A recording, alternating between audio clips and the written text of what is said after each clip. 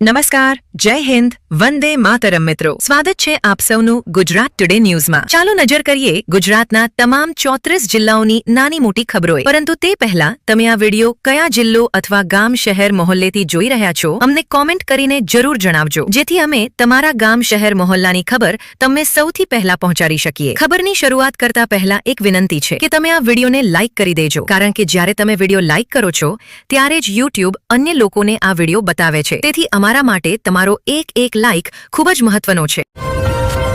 દિલ્હી ભારત મંડપમમાં આયોજિત એઆઈ શિખર સંમેલનમાં હંગામો થયો. યુવા કોંગ્રેસના પ્રદર્શનકારીઓએ ટી-શર્ટ પહેરીને વિરોધ પ્રદર્શન કર્યું. સુરક્ષા ઘેરો તોડી તેઓ પરિસરમાં ઘૂસી ગયા અને ભારત અમેરિકા વેપાર કરારના વિરોધમાં પ્રદર્શન કર્યું. તેમણે પ્રધાનમંત્રી મોદી વિરુદ્ધ નારા લગાવ્યા. પોલીસે પ્રદર્શનકારી કાર્યકરોને હિરાસતમાં લઈ લીધા. અમેરિકાના રાષ્ટ્રપતિ ડોનાલ્ડ ટ્રમ્પે ટેરિફ બાબતે અમેરિકી સુપ્રીમ કોર્ટના નિર્ણયની કડક ટીકા કરી છે. ટ્રમ્પે કહ્યું કે અદાલતનો નિર્ણય નિરાશાજનક છે. તેમણે કહ્યું, આ ખૂબ નિરાશાજનક છે. અમને આવા નિર્ણયની આશા નહોતી. સુપ્રીમ કોર્ટે અમારી વાત સાંભળી નથી. ટ્રમ્પે કહ્યું કે અદાલતનો નિર્ણય અમેરિકાના હિતમાં નથી. પોતાના ઐતિહાસિક નિર્ણયમાં અદાલતે ટ્રમ્પ દ્વારા લગાવવામાં આવેલા વૈશ્વિક ટેરિફને ગેરકાયદેસર જાહેર કર્યા અને તેને રદ કરવાનો આદેશ આપ્યો. ટ્રમ્પે ગયા વર્ષે અનેક દેશો પર ટેરિફ લગાવ્યા હતા. કચ્છમાં એક પ્રેમ પ્રસંગના દુઃખદ અંતની ચોંકાવનારી ઘટના સામે આવી છે. જાણવા મળ્યું છે કે એક પ્રેમી યુવકે પોતાના મિત્ર સાથે મળી એક યુવતીની હત્યા કરી. અંજર તાલુકાના ચંદિયા ગામમાં થયેલા આ હત્યાકાંડનો ખુલાસો થઈ ગયો છે. ગુમ થયેલી યુવતીની તપાસ દરમિયાન તેના પ્રેમીથી પૂછપરછમાં સચ્ચાઈ સામે આવી. યુવકે લગ્નનો ઝાંસો આપી યુવતી સાથે શારીરિક સંબંધ બાંધ્યા. ગર્ભવતી થયેલી યુવતીએ લગ્ન માટે દબાણ કરતા તેની હત્યા કરી. યુવકે તેને ઘરેથી કાઢી મૂકી અને લગ્નનો ઝાંસો આપી ગળું ઘૂંટી તેની હત્યા કરી. ગુરુવારની રાત્રે મોરબીના શનાળા રોડ પર લોહિયાળ ઘટના બની. 2 નાબાલિગોએ ક્ષણિક ગુસ્સા અને એક વાહનને ઓવરટેક કરવાની જીદમાં એક હોશિયાર યુવકનો જીવ લઈ લીધો. ગુરુવાર રાત્રે રંગોળી આઈસ્ક્રીમ પાર્લર પાસે ઓવરટેકને લઈને કાર ચાલક અને બાઇક પર સવાર 2 નાબાલિગો વચ્ચે ઝઘડો થયો. કાર ચાલકથી નારાજ થઈ બંને નાબાલિગ બાઇક સવારોએ યુવક પર છરીથી હુમલો કર્યો. ગંભીર ઈજાઓને કારણે યુવકનું સારવાર દરમિયાન મોત થયું. પાકિસ્તાને રવિવાર વહેલી સવારે અફઘાનિસ્તાનની સરહદને લગતા વિસ્તારોમાં આતંકવાદી ઠેકાણાઓ સામે એક મોટું અભિયાન શરૂ કર્યું. સરકારના જણાવ્યા અનુસાર આ ગુપ્તચર માહિતી આધારિત પસંદગીનું અભિયાન હતું, જેમાં પ્રતિબંધિત તહરીક-એ-તાલિબાન પાકિસ્તાન (TTP)ના 7 ઠેકાણાઓને નિશાન બનાવાયા. ડાંગ મહલ બરદીપડા માર્ગ પર એક અકસ્માતમાં 3 લોકોના મોત થયા. મજૂરોને લઈ જતી એક પિકઅપ વાન પલટી જતા 3 લોકોના મોત થયા અને 4 લોકો ગંભીર રીતે ઘાયલ થયા. 2 લોકોની સારવાર આહવામાં અને 2 અન્યની વલસાડમાં ચાલી રહી છે. મોબાઈલ ટાવર પર કામ કરતા મજૂરો પિકઅપ વાનમાં સવાર હતા. પિકઅપ વાનમાં કુલ 12 લોકો સવાર હતા.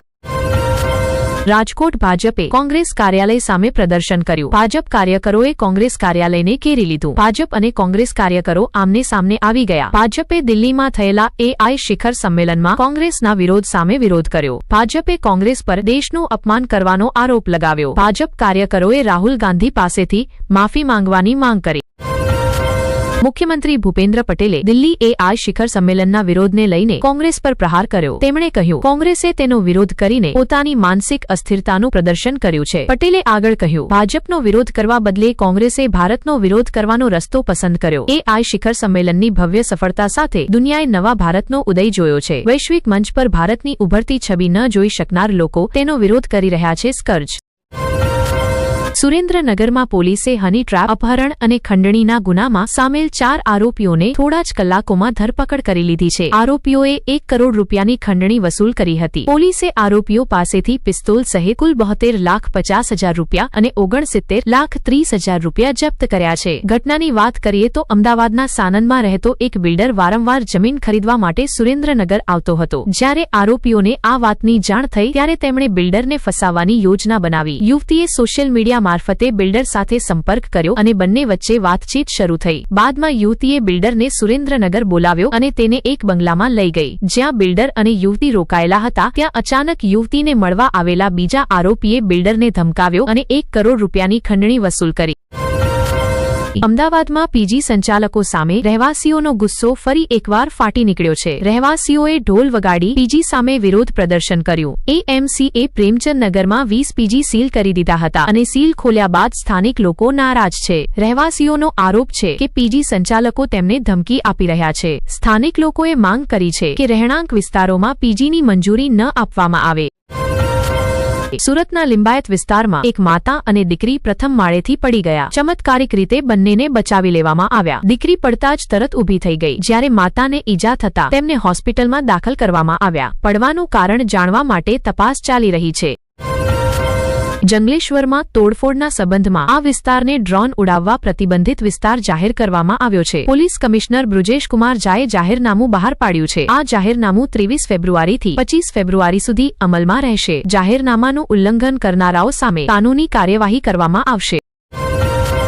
સુરત ઉધનામાં દિવસદહાડે ખોટા ઝઘડાનું બહાનું બનાવી લૂંટ કરવામાં આવી. ઉધના બીઆરસી પાસે 2 લૂંટારુઓએ 23,000 રૂપિયાની લૂંટ કરી. તેમણે એક યુવકને નિશાન બનાવ્યો અને તેની પાસેથી રોકડ છીનવી લીધી. યુવક પોતાનું કામ પૂરું કરીને ઘરે પરત ફરી રહ્યો હતો ત્યારે રસ્તામાં લૂંટારુઓએ તેના પર હુમલો કરી લૂંટને અંજામ આપ્યો. ત્યાં હાજર એક નાગરિકે સમગ્ર લૂંટની ઘટનાને કેમેરામાં કેદ કરી લીધી. સોશિયલ મીડિયા પર લાઈવ વિડીયો જોયા બાદ પોલીસ હરકતમાં આવી. પોલીસે એક લૂંટારુની ધરપકડ કરી લીધી છે. વડોદરા અનાગઢ પાસે રેલવે ટ્રેક પર વિસ્ફોટક જેવી વસ્તુ મળતા ભયનો માહોલ ફેલાયો છે. જાણ મળતા જ પોલીસ સ્થળ પર પહોંચી. ડોગ સ્ક્વોડ અને બોમ્બ સ્ક્વોડની ટીમો પણ સ્થળ પર પહોંચી અને તપાસ શરૂ કરી. વરિષ્ઠ પોલીસ અધિકારીઓ પણ ઘટના સ્થળે પહોંચ્યા. પ્રાથમિક માહિતી અનુસાર આ ફટાકડો હોવાની શંકા વ્યક્ત કરવામાં આવી છે. સુરતમાં એક દારૂપી રિક્ષા ચાલકે હંગામો મચાવ્યો. દારૂપી રિક્ષા ચાલકે યોગી ચોક વિસ્તારમાં રિક્ષા ચલાવતા 2 થી 3 લોકોને અડફેટે લીધા.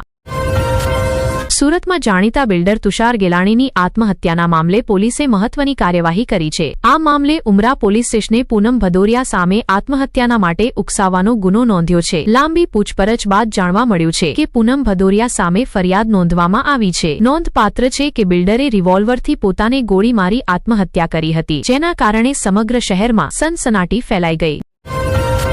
ડાંગ જિલ્લાના બરમ્યાવાડ પ્રાથમિક શાળાના નિર્માણ કાર્યને લઈને ગ્રામજનોમાં ભારે આક્રોશ જોવા મળી રહ્યો છે. ગ્રામજનોનો આરોપ છે કે શાળાના નિર્માણમાં નબળી અને ઘટિયા ગુણવત્તાની સામગ્રીનો ઉપયોગ થઈ રહ્યો છે. ગ્રામજનો નિર્માણ સ્થળે પહોંચ્યા અને વિરોધ પ્રદર્શન કરી માંગ કરી કે નિર્માણ કાર્ય નિયમો અનુસાર અને સારી ગુણવત્તાની સામગ્રીથી કરવામાં આવે. તેમણે ચેતવણી આપી છે કે જો કામ યોગ્ય રીતે અને પારદર્શિતા સાથે નહીં થાય તો નિર્માણ કાર્ય રોકી દેવામાં આવશે. મોરબીના અવની ચોકડી પાસે એક બેદરકાર ચાલકનો કેસ સામે આવ્યો છે. ચાલકે 2 વાહનોને આમને સામને ટક્કર મારી. આ અકસ્માતમાં 2 લોકો ઘાયલ થયા. અકસ્માત બાદ કારમાં સવાર 3 લોકો પોતાની કાર ઘટના સ્થળે છોડીને ફરાર થઈ ગયા. ઘટના બાદ ભીડ એકત્રિત થઈ ગઈ અને ત્યારબાદ પોલીસ પણ સ્થળ પર પહોંચી. પોલીસ ચાલકની શોધખોળ કરી રહી છે. દિલ્હીમાં આતંકી હુમલાનો એલર્ટ જાહેર કરવામાં આવ્યો છે. લાલ કિલ્લા સામે આતંકી હુમલાનો એલર્ટ આપવામાં આવ્યો છે. સેના દિલ્હીમાં આતંકી હુમલાની આશંકાને લઈ સતર્ક છે. ચાંદની ચોક મંદિરને નિશાન બનાવાઈ શકે છે. સેના દ્વારા દેશના અનેક મંદિરોને આતંકવાદીઓના નિશાન પર હોવાનું જણાવાયું છે.